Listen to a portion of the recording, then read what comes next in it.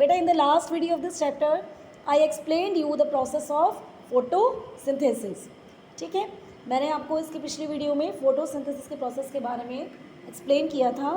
इस वीडियो में हम बात करेंगे बेटा कौन कौन से ऐसे फैक्टर्स हैं, कौन कौन से ऐसे कारक हैं जो फोटोसिंथेसिस के प्रोसेस के ऊपर अपना प्रभाव डालते हैं। तो बेटा सबसे जो रेट ऑफ फोटोसिंथेसिस है, रेट मीन्स स्पीड, जो स्पीड है फोटोसिंथेसिस के प्रोसेस की वो डिपेंड करती है 4 to 6 factors पर. These are light intensity, availability of carbon dioxide, temperature, availability of water, chlorophyll and inorganic mineral ions. ठीक है, चलिए let's we discuss the first factor which affect the process of photosynthesis. First is the light intensity. But photosynthesis increases with increase in light intensity up to a certain point. जो process है photosynthesis का plants में वो light intensity जैसे increase होती है, जितनी ज़्यादा प्लांट को सनलाइट मिलती है उतना ज़्यादा फोटोसिंथेसिस का रेट इंक्रीज़ होता है। क्यों? क्योंकि जो रिएक्शंस हैं उनको परफॉर्म करने के लिए, आपको पता है फोटोसिंथेसिस के प्रोसेस में रिएक्शंस होती हैं, तो वो रिएक्शंस परफॉर्म करने के लिए ज़्यादा लाइट अवेलेबल होती है। तो इसलिए जो प्रोसेस रेट है फोटोसिंथेसिस के प्रोसेस का वो लाइट इंटेंसिटी इंक्रीज़ होने की वजह से इंक्रीज़ हो जाता है। ठीक है, लेकिन up to a certain point meaning एक लिमिट तक इंक्रीज़ होता है। अगर बहुत ज़्यादा लाइट प्रोवाइड की जाती है प्लांट को तो क्या होता है, जो क्लोरोफिल होता है सेल्स के अंदर, गार्ड सेल्स के अंदर, वो डैमेज हो जाता है।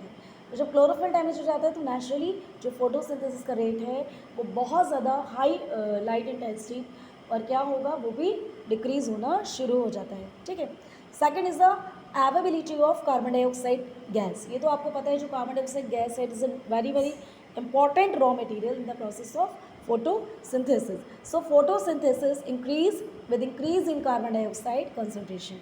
जितना ज़्यादा प्लांट को कार्बन डाइऑक्साइड गैस मिलेगी उतना ज़्यादा फोटोसिंथेसिस का रेट इंक्रीज़ हो जाएगा। ठीक है, नेक्स्ट जो आपका फैक्टर है वो है टेम्परेचर।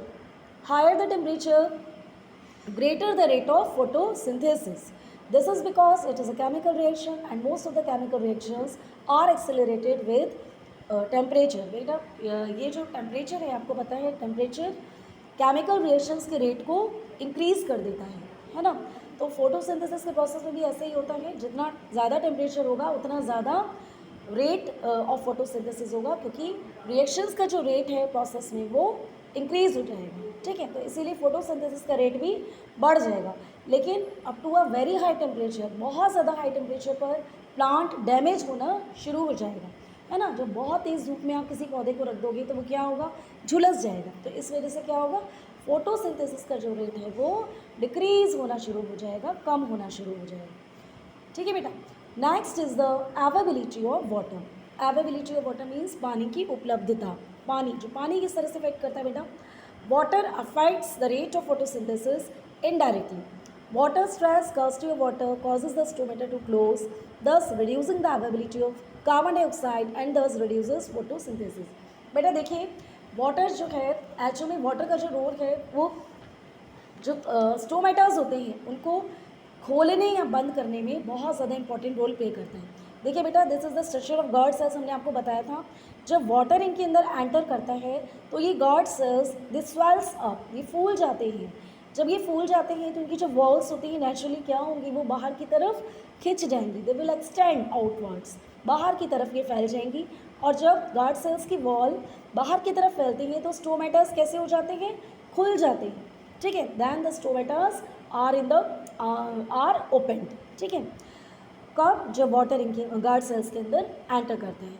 लेकिन जब वाटर जैसे ही गार्ड सेल से निकलता है तो क्या होता है, जो गार्ड सेल्स श्रिंक हो जाते हैं, सिकुड़ जाते हैं और स्टोमेटास बंद हो जाते हैं, क्लोज हो जाते हैं इस तरह से।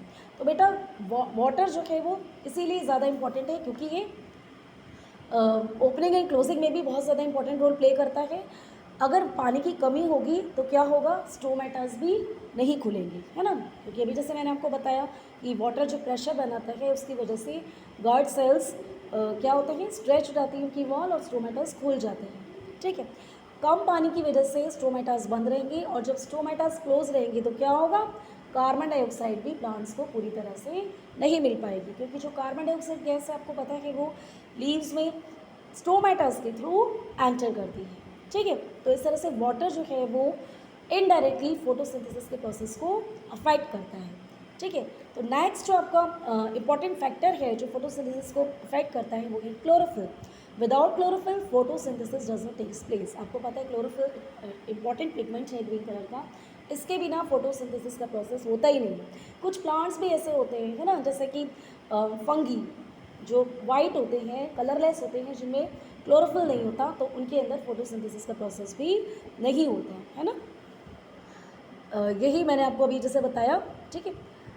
Six is the inorganic mineral ions. जो मिनरल्स हैं जो प्लांट्स रूट्स के द्वारा एब्जॉर्ब करते हैं, उनका क्या रोल होता है बेटा। Plants obtain inorganic mineral ions from soil water through the root system.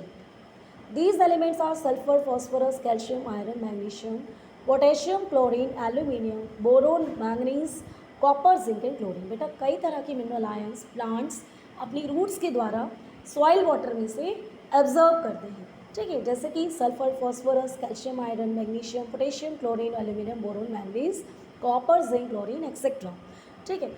Each of the inorganic elements have different functions in the process of photosynthesis. ये जितने भी मिनरल आयंस हैं इन सबका बेटा फोटोसिंथेसिस के प्रोसेस में अलग अलग रोल होता है, ठीक है। इनमें भी जो नाइट्रोजन होता है उसकी सबसे ज़्यादा रिक्वायरमेंट प्लांट्स को पड़ती है, जिससे कि वो अमीनो एसिड बना सकें, और फिर अमीनो एसिड से क्या बनता है, फाइनली अमीनो एसिड से प्रोटीन्स बनते हैं। तो इस तरह से हर मिनरल आयन का अलग अलग इंपॉर्टेंट रोल होता है in the process of photosynthesis, ठीक है।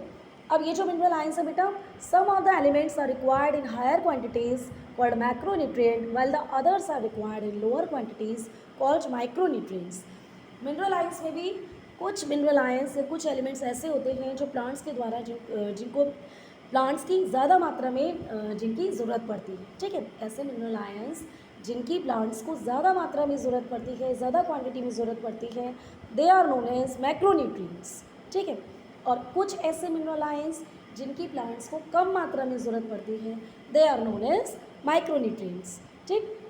तो बेटा मैक्रोन्यूट्रिएंट्स कौन कौन से मिनरल आयंस हैं, जैसे कि carbon, hydrogen, oxygen, nitrogen, phosphorus, sulphur, potassium, calcium, iron and magnesium, ये सब क्या है, मैक्रोन्यूट्रिएंट्स। इनमें भी सबसे ज़्यादा जो ज़रूरी मिनरल आयन है प्लांट्स के लिए वो है नाइट्रोजन, और उसके बाद आता है पोटेशियम, ठीक है।